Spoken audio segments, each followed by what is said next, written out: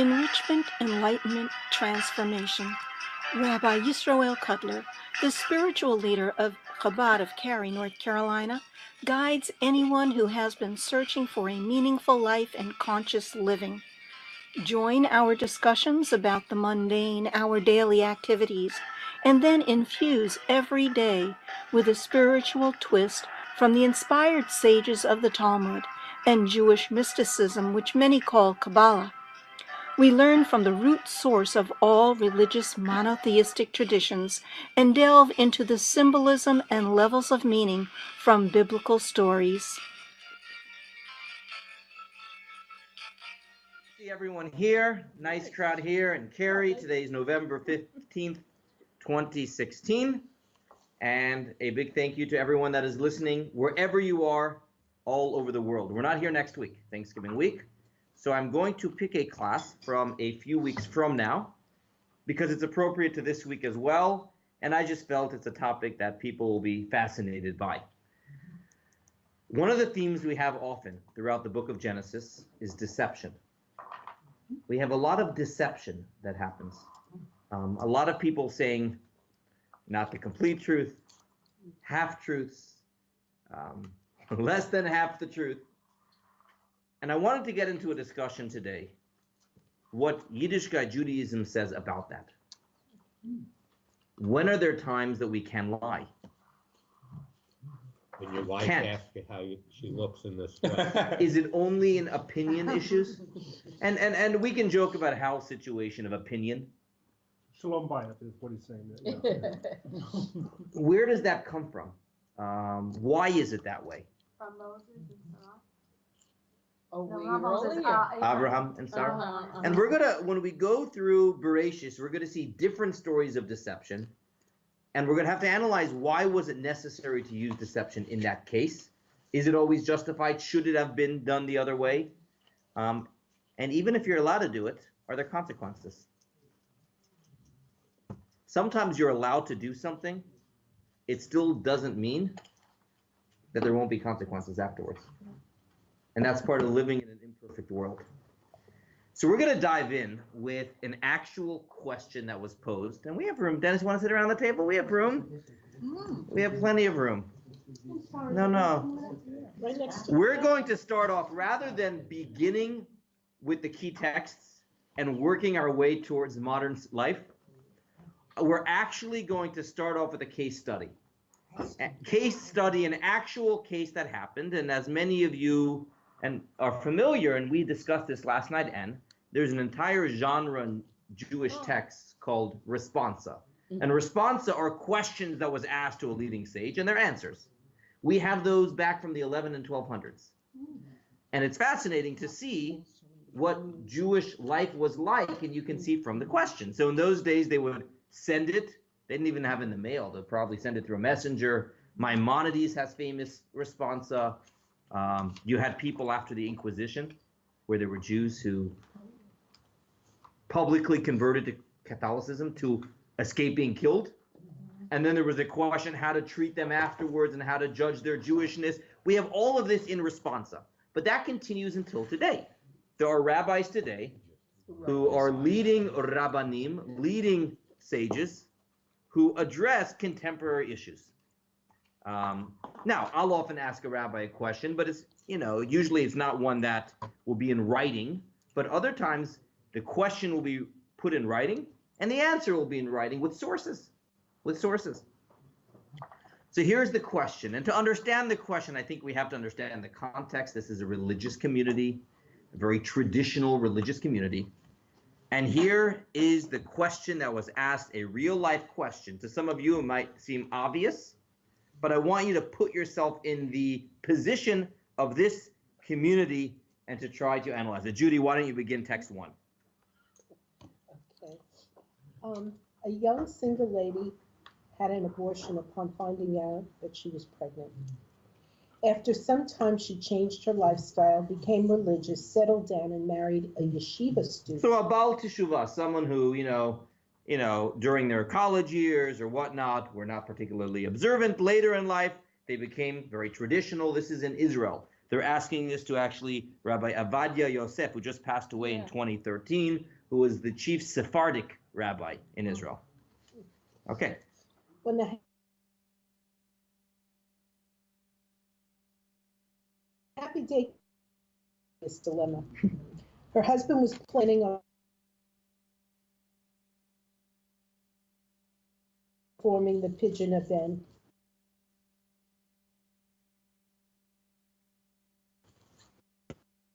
In addition to the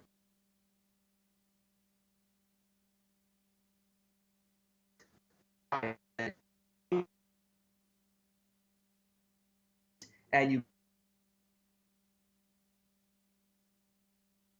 tzedakah in exchange.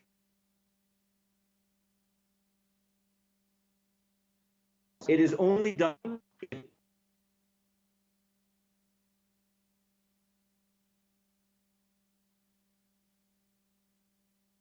conceived.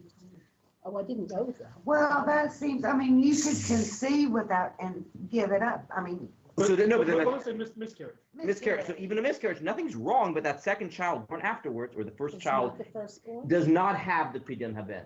Nothing's wrong. It just, you don't do the pidyon haben. The pidyon haben is a mitzvah that only exists in 20 to 30% of all situations. In any event. What if you have twin boys? Good question. The one that would be born first would have the pidyon haben. But this was her dilemma.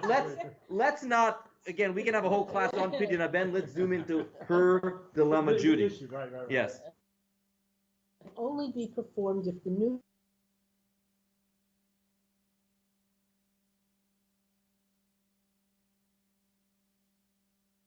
firstborn of the mother, excluding a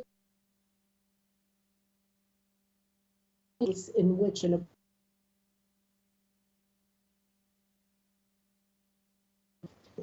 permissible For no reason, you know. So you can have a symbolic ceremony, that's all fine. But when you actually mention God's name and do a blessing, it's got to be for real. thing. Correct. Nothing's wrong with just giving a little tzedakah to the Kohen, Yeah. saying some prayers, but saying a prayer with God's name is considered serious business in Judaism, which is why you'll see me being very careful not to say God's name in casual use. Okay?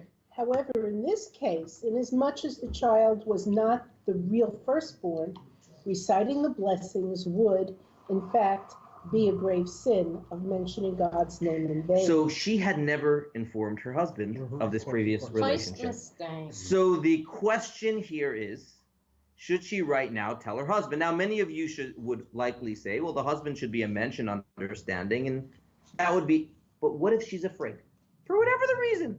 They're newlyweds. She doesn't want to tell him right now. She's worried. Yeah, and then he has to answer to people, to Ah. other people. So I'd be more afraid of the mother-in-law. the So here was a question that this rabbi was asked. It's out. It's an interesting question. Maybe it's better to have a heart like God. By Is it interwoven with right. her husband? But what if? Well, there is another possibility which potentially compounds it, which is lie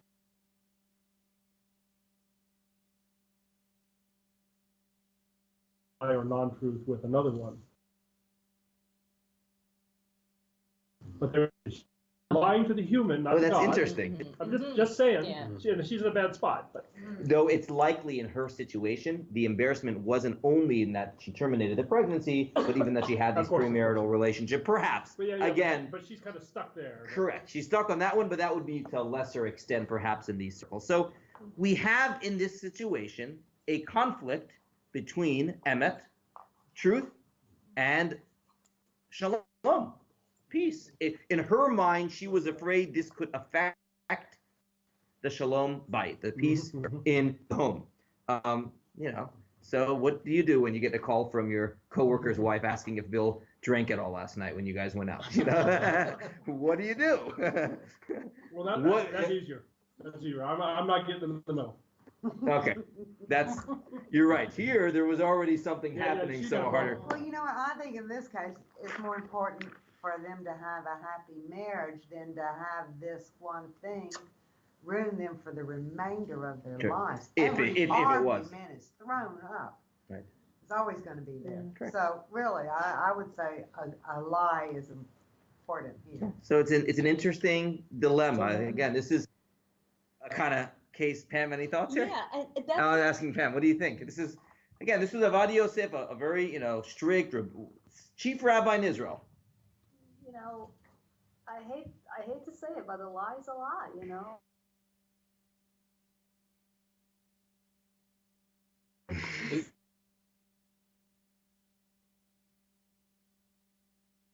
Is this It's an like- age? Doesn't have to. Stand there. Well, So- then Allow it to happen. the husband can say the Sure. blessing because he has no knowledge. Oh, and it's his. Oh, but what fault. Hal is saying here is this is slightly different than actively telling a lie. This is not telling a truth. Who is, No, Yeah, yeah, yeah. there still is not telling. Okay. but But who's is that putting putting who- a who- hair- who- Well, who she's has the saying by onus- sin by no, the who abortion. has, by going through this thing without revealing it, who sinned? Her, the child, or the husband, or all of them? It's a combination. It's a combination. They're doing a ceremony that need not be done and saying a blessing in God's name. Not everyone. But is there a sin involved? Well, you would say that the husband's would be accidental Right, because he did not know, as someone here Right. pointed out. okay. The The child. rabbi, the child, wouldn't be the child. It would be um, mostly her. She has her. that guilty feeling that my child had.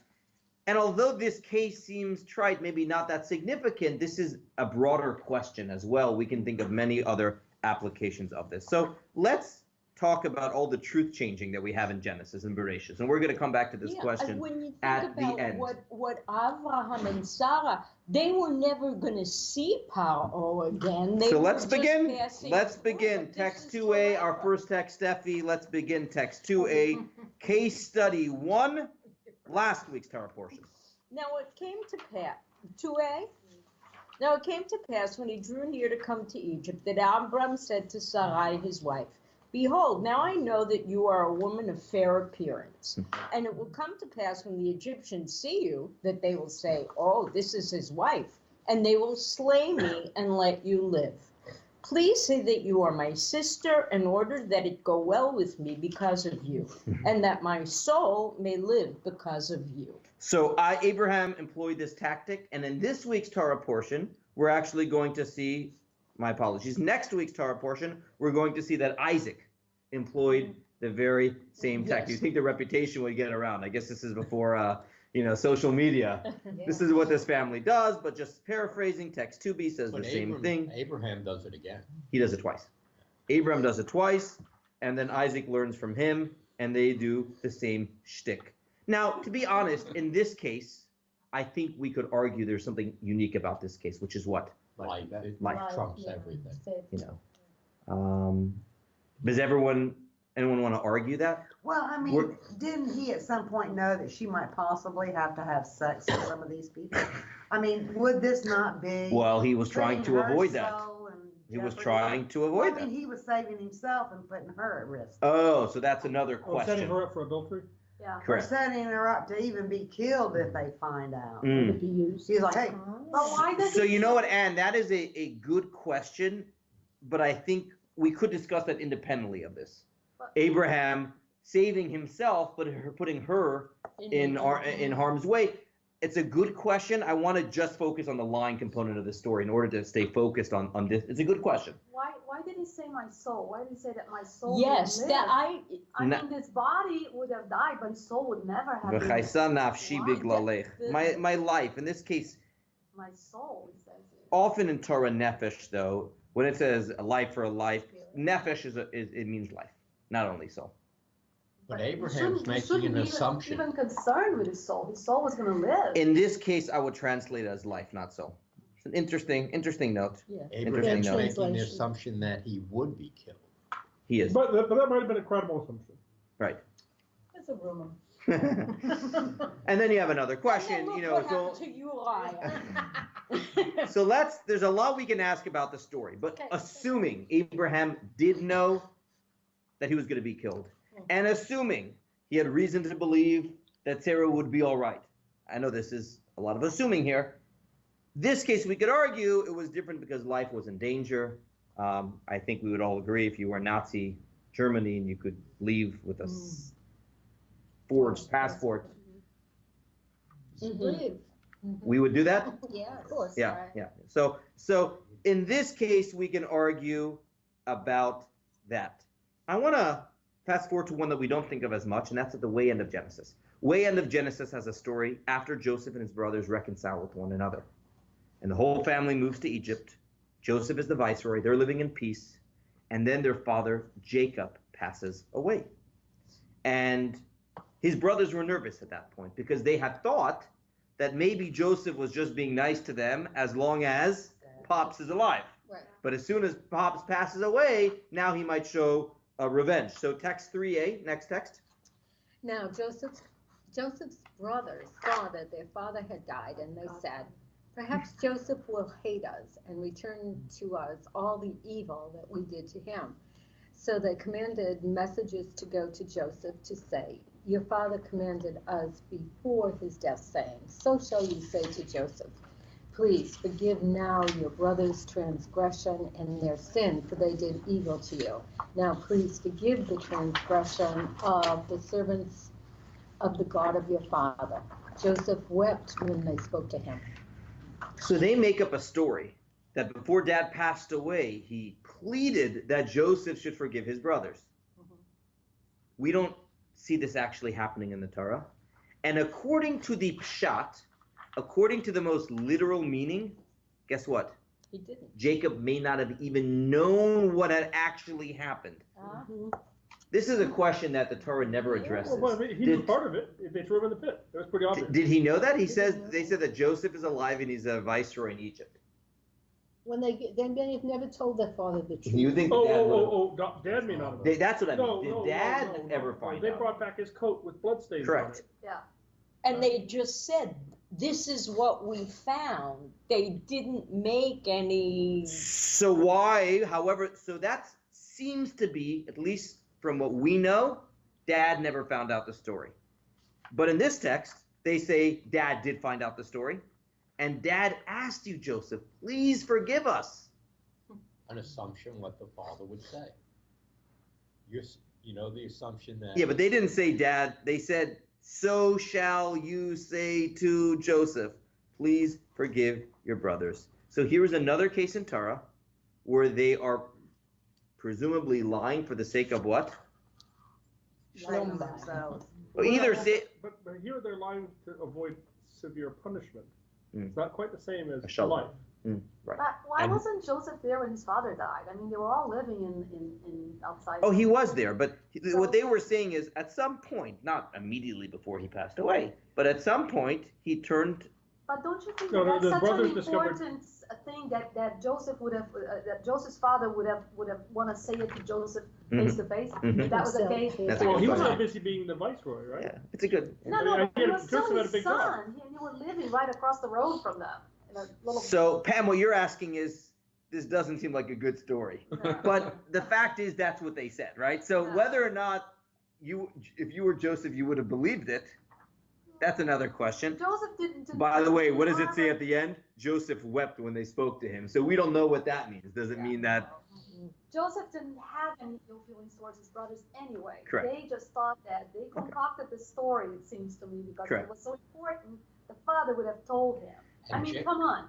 But in any, so here's the case of lying for the sake of either afraid of punishment or again, shalom. They want to maintain a peaceful atmosphere in the home. Their father has passed away. That was that which bonded them together. And they don't want a family crisis after Dad passed away. So they stretch the truth in the case of shalom. This case is a little different also because they were the ones that made the mistake. Okay. And the Torah never says Jacob dies. Says he. So, yeah. That is true. Although they haven't shown him. Correct. But physically, let's That's go a long further. Kabbalistic What's story. Let's move on. Next act is probably the greatest example of deception in the entire book, which is a story that, frankly, we all struggle with. And again, Abraham had Jacob, and then Jacob has twins. He has both Abraham had Isaac. Isaac has twins. Isaac and Rebekah have twins. There's Jacob and there's Esau. And the tradition was he would bless the older brother to carry on the family lineage and whatnot. And Isaac was going to bless Esau and Rivkah. Mom got involved and pulled a shenanigan, right? And pulled some shtick and had Jacob dress up like Esau and take the blessings in his place, which is a tremendous example of deception. Text 4a. Dennis? And Rebekah took the costly garments of Esau, her elder son, which were with her in the house, and she dressed Jacob, her younger son. In the hides of the kids, she put on his hands and the smoothness of his neck. She gave the tasty foods and the bread she made into the hand of Jacob, her son. And he came to his father and said, "My father." And he said, "Here I am. Who are you, my son?" And Jacob said to his father, "I am Esau, your firstborn. I have done as you have spoken to me. Please rise, sit down and eat my game, so that your soul will bless me." Correct. So he clearly deceives his father. And sure enough, after the story is finished and Isaac realized he blessed the wrong child, he specifically tells his brother, "Your brother came with Mirma." Mirma means trickery and took your blessing. So here's the question. If Jacob came to his rabbi and Jacob said, "Am I allowed to do this?" What would his rabbi have said? I'm happy I wasn't in that situation. Talk about getting involved between mother and husband and child. But how was he able to do what he did, dressing up like his... That's question A. Question B is one that I think all of us have thought about before. Hal, text 5. Rebekah and Jacob acted in a crooked manner, dressing Jacob in Esau's clothes and pretending to be Esau. Why was all this necessary? Why did it have to be the firstborn blessing that should come in such a crooked way? Even if you felt that it was correct for whatever the reason, if Rebekah and Isaac had a very healthy marriage and relationship, would it not have made sense for them to have a chit-chat one night and for her to explain why she feels that... Well, she may well have understood his stubbornness in this matter. Maybe So they she thought already it was- talked about it. Not, it wouldn't have been effective. Right. Why did she favor Jacob over Esau? It says that she was able to see... First of all, Isaac was blind. Isaac was blind at His this point in eyes the were story. dimmed. His eyes were dimmed, but from the fact Very that he dimmed. wasn't able to see which child it was, Very good. it shows that he And was... that's an assumption. It Right. is, Yeah. because if For the parents. two children would have had different voices, Different Um, smells, Yeah. different everything. his eyes might have been dimmed for the material world, but not for the spiritual world, and that he could see. And he felt that this was the right recipient when he gave the blessings. Right. So, but he still tricked his dad. However you want to slice it, he tricked his dad. And He listened to mom. He listened to mom. Good Jewish boy. why did Yeah, he? 'cause So he she was felt really that he was the right recipient. Mom. There's a lot in mysticism that Jacob saw. Jacob wasn't. Excuse me. Isaac was not. Senile. God forbid. I wasn't that Isaac was in denial. He knew that Jacob was the good boy, but he felt that Esau had the potential there. And if anything, this would be the thing that might help reveal that potential and give him the attention to help encourage that.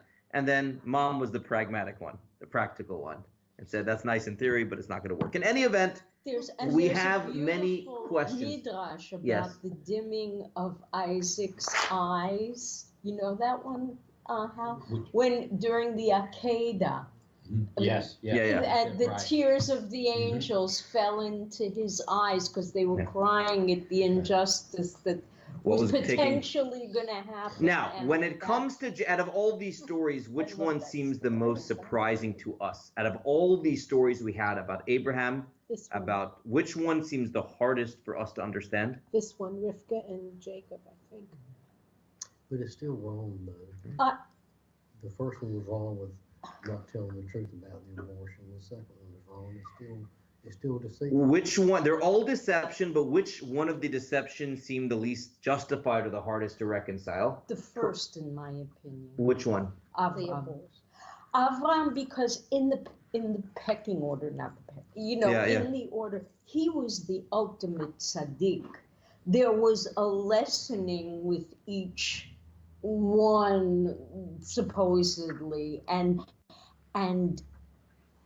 that one surprises you the most? I mean, for me, it's this last story. Yeah. The counter I would have with that is that one actually had life in the balance, which is a pretty high balance on the other side of the scale.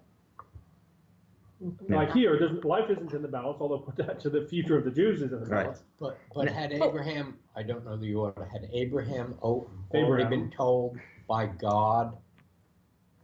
We don't see that. We don't see that. We see this as he acted on his own. When it comes to the last story, here is where we see that which happened to Jacob, that what Jacob did, ended up Having a lasting. affecting him. What was the word the Torah used for trickery? Mirma. Guess what? That's used a few other times in Genesis. Each time it was used, it was done to Jacob. Very interesting. So let's do the next text 6a, please. The entire wedding night, Leah pretended she was Rachel. In the morning, Jacob realized that it was, in fact, Leah. So he asked her, why did you deceive me? So he uses the same word, Lama Rimitani. Why did you use trickery against me? Actually, a different word, Rimitani, but it's the same idea. Leah countered him by asking, why did you deceive your father when you pretended to be Esau? This already is Midrash. The second half is Midrash, yeah?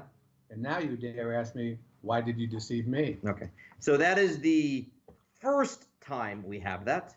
The second time we have that is a little bit later in the story where Jacob's daughter gets raped in the city of Shechem, and her brothers are furious, and they tell that entire city that if you guys have a circumcision, then we will agree for our daughter to marry you, but you have to have a circumcision. And it says that they used mirma, they used trickery when they said that, and they ended up ambushing the city on the third day after the circumcision, which Jacob was so upset by, the Torah says. So twice afterwards, that same word is used in regards to Jacob, and it's not telling us necessarily that Jacob was punished, more so that which we do comes around. Karma. It comes around. There is a energy, there's some consequences that come from not speaking a total truth. Let's now go forward. And was Yehuda's wife that punishment? No, different story.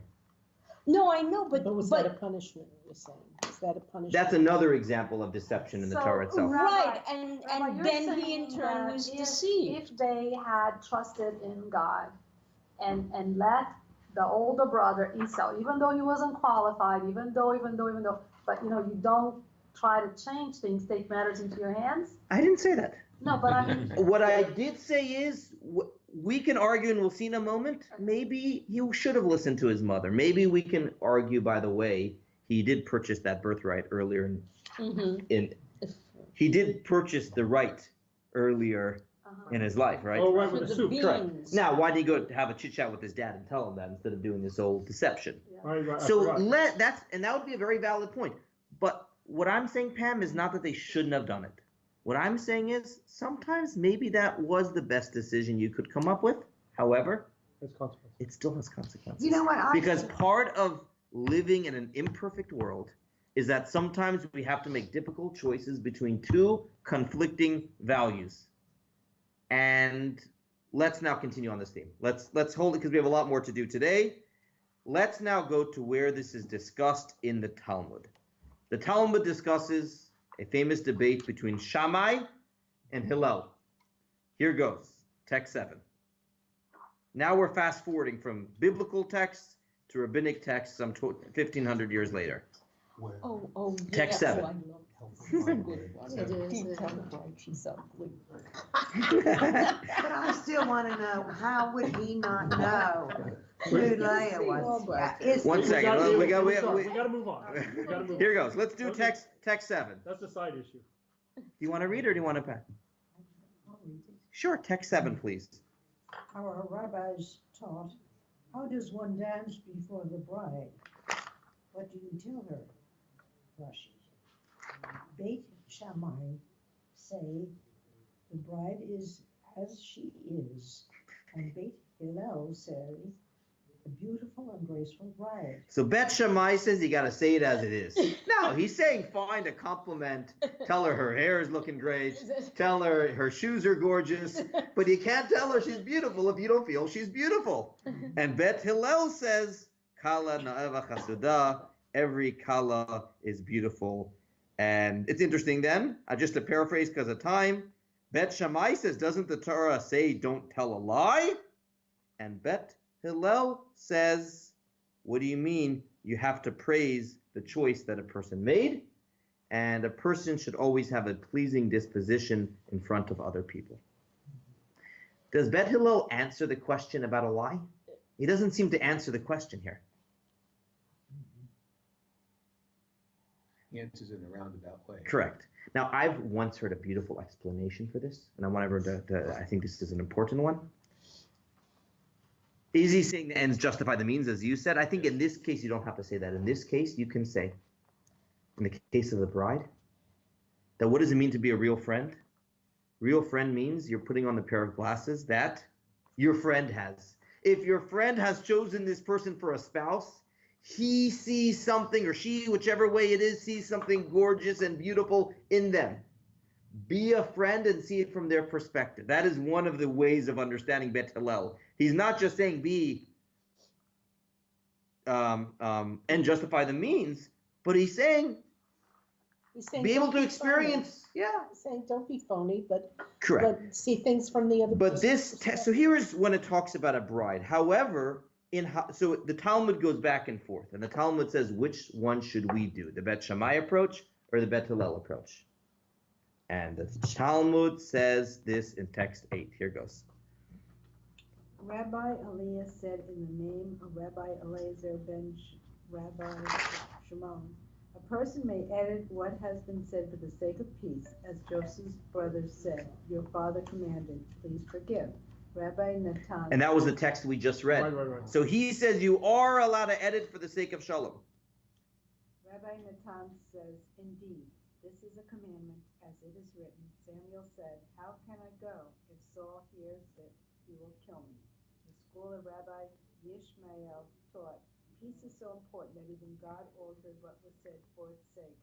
For at first, Sarah says, my husband is old, and afterwards, when God repeats her words to Abraham, it says, I am old. Let me explain that. When Sarah hears that she's going to have a child, she says, how could that be? I'm so old, my husband's, he's not in a position to father children. Later, God speaks to Sarah, right? God tells Abraham, why was Sarah doubting?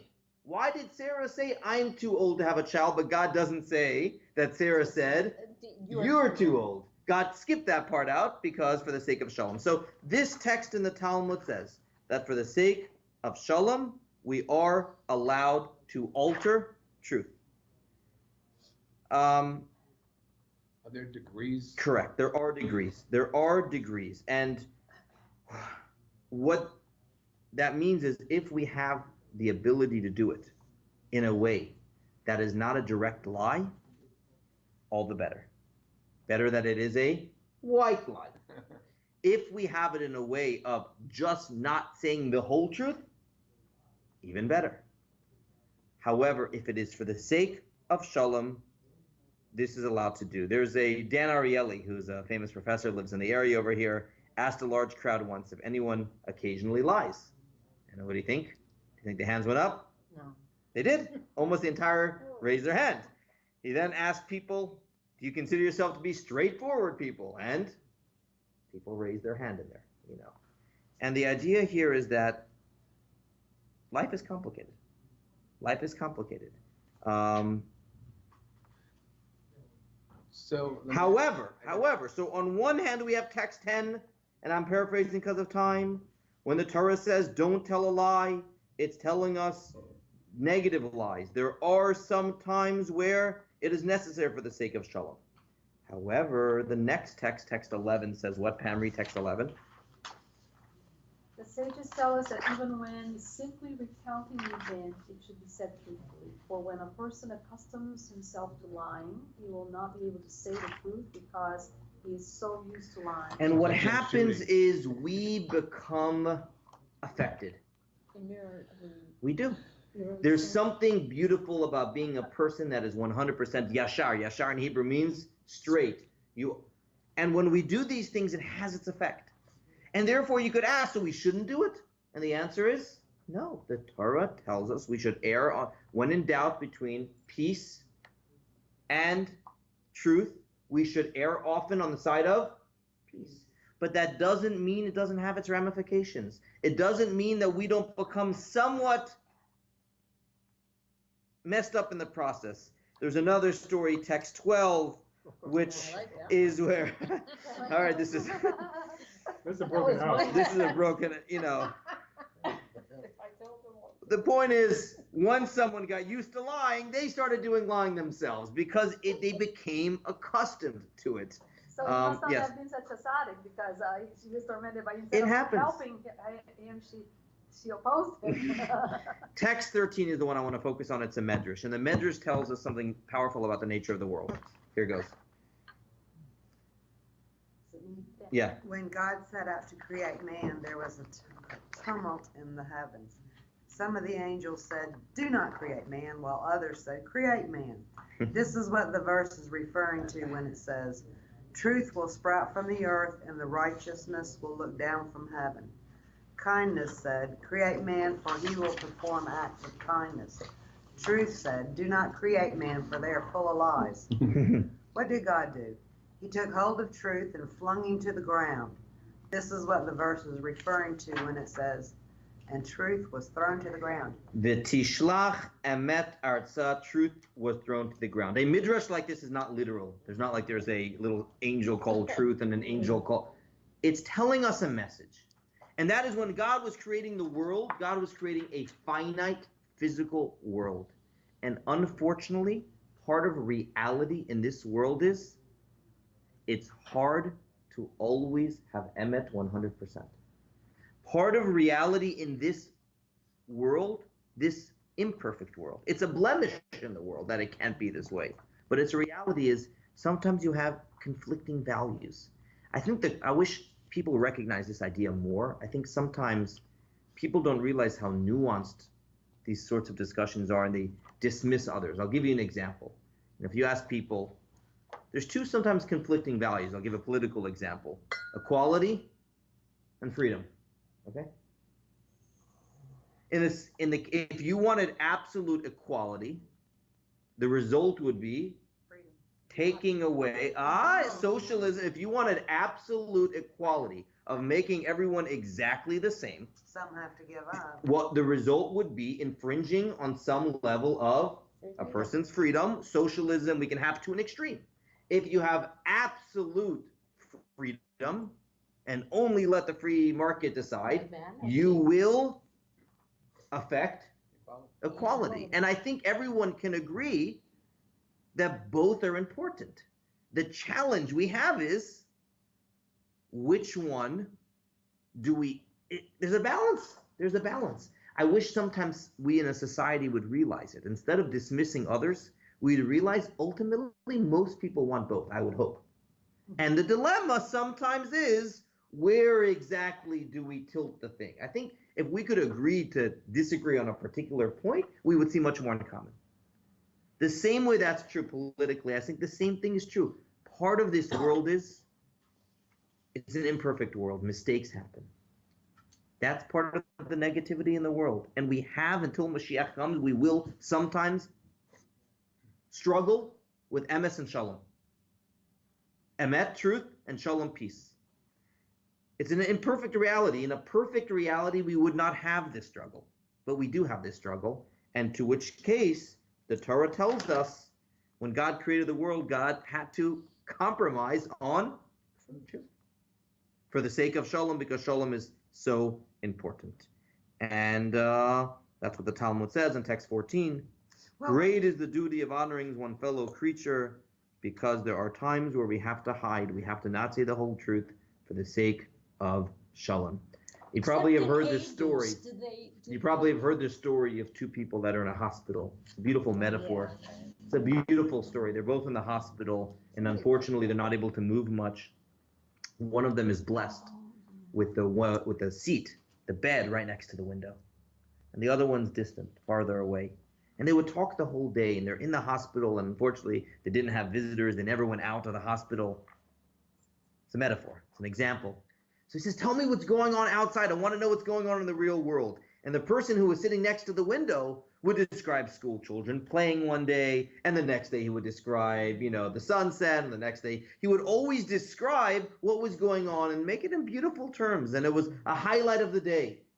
Unfortunately, the day came where that person passed away. And he was the first one to get upgraded to the bed next to the window. And he looks out, and what is there? A big wall. Oh. Here's a person who uplifted the life of the other person. And in order to do that, he had to compromise on Emes. Is that allowed?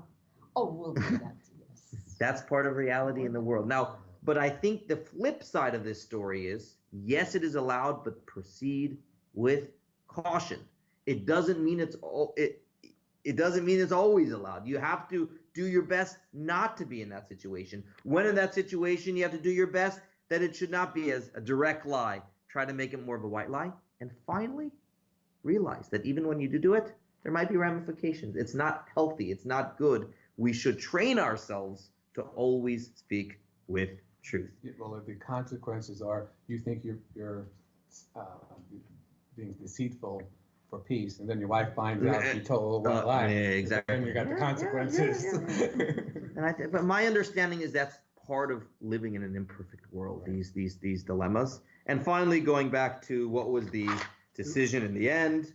Let's go finally, text 16. The prohibition of making a blessing in vain is of a rabbinic nature. Therefore, better that she should remain silent so as not to create a situation of legitimate concern that the husband might look for a divorce, or at the very least, where there would be disharmony and fighting in the house, shaming the woman. Better to allow the father to perform the ceremony with the appropriate blessings, for great is human dignity that it even overrides biblical prohibitions. So that was the rabbi followed my teaching. The rabbi said, he said, first of all, it's not, it's not the end. Again, it's not something we look to do, saying a blessing and for no reason. It's not something good, but he calls it, and I would have to see his reasoning. That's not important. A prohibition of rabbinic nature. And as such, because there's a real legitimate concern of Shalom Bais, obviously there is. The fact that she's asking the chief rabbi in Israel about this question means she was really concerned about this. He said, let it go. Because of this principle, great is human dignity and shalom and peace, that in that case it can even override, even if it was a biblical prohibition. But now this went further than I think you mentioned, Hal, or maybe a few. Yes. Is he's basically saying, yes, go through with the ceremony, wholeheartedly, and give the blessing. Yes. Don't say anything. Give the blessing. Did he say for her to not say anything? Yeah. She should not say anything. But she should remain silent. And they will go ahead with the ceremony. Okay. And the husband won't notice she didn't say the blessing too. Oh, no. Does the wife say the blessing? No, the husband, the father says the blessing. The wife hands it off. There's a whole transfer. She still participates in the ceremony. The husband says the blessing. So she's still participating in the ceremony. I want to finish off with the one story that we found the most puzzling here was the story of Isaac and the story of the blessings. And we don't have a good answer why this had to be that way in the physical reality. There is a spiritual lesson in that as well. And I want to finish our last 1 minute with that, which is text 17. What Jacob represents spirituality. Jacob represents Torah. Jacob represents purity. Esau represents what? Physicality, the material world. What did Esau do as a profession? He was a hunter. That has to do with really engaging in the world. So mystically, the Rebbe explains our life sometimes is a double agent. As Jews, we don't just stay in the realm of the spirit. We don't just stay in the realm of the books. We're supposed to engage in the world. We're supposed to do a good job and be successful. We're supposed to attain high levels of success in the world. But while we do it, we should always remember who is our true occupation? A Jew that does mitzvahs in the world. So the Rebbe says, text 17, let's finish with this, Judy. To receive the blessings, Rebekah acted in cunning, and Jacob dressed in Esau's clothes, which were originally Nimrod's clothing, a man who rallied all to rebel against God. The lesson for us is clear.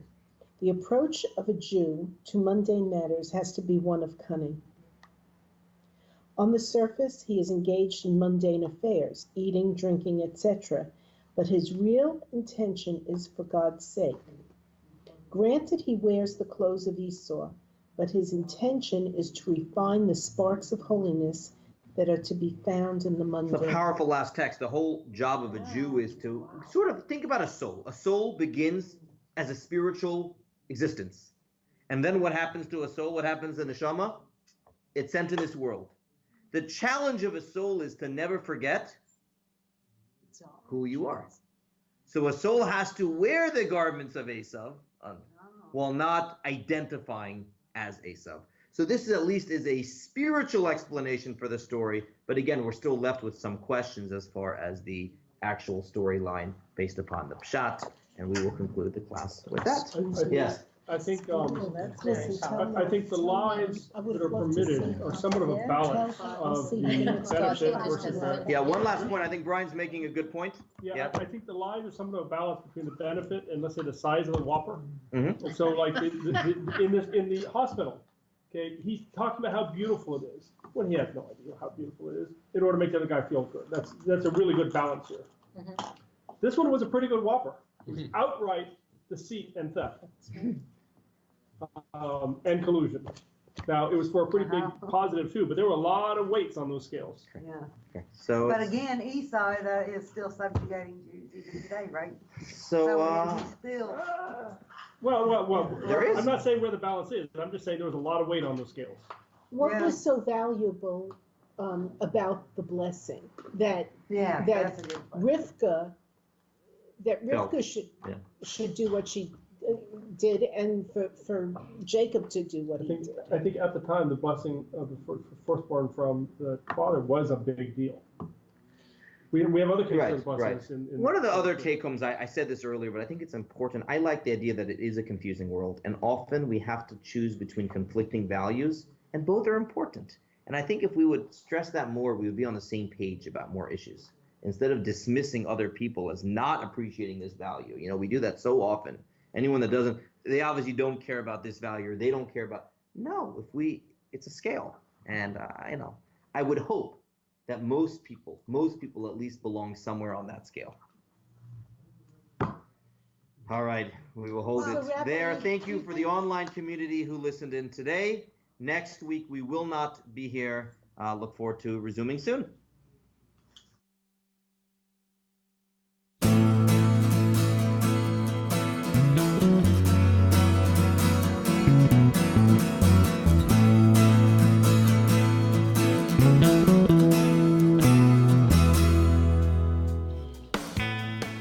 You are tuned to the Nissan Communications